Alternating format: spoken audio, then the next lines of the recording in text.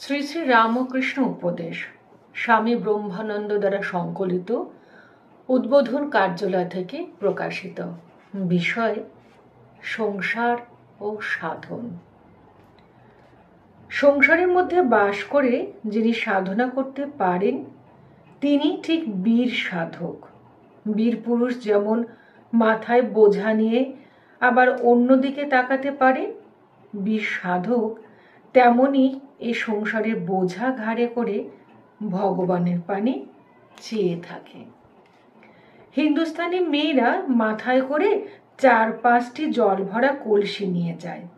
পথে আত্মীয় লোকদের সঙ্গে গল্প করে, সুখ দুঃখের কথা কয়, কিন্তু তাদের মন থাকে মাথার কলসির ওপর, যেন সেটি পড়ে না যায়। ধর্মপথের পথিকদেরও সকল অবস্থার ভেতরে ওই রকম দৃষ্টি রাখতে হবে, মন যেন তার পথ থেকে পড়ে না যায়। জয় ঠাকুর, জয় মা।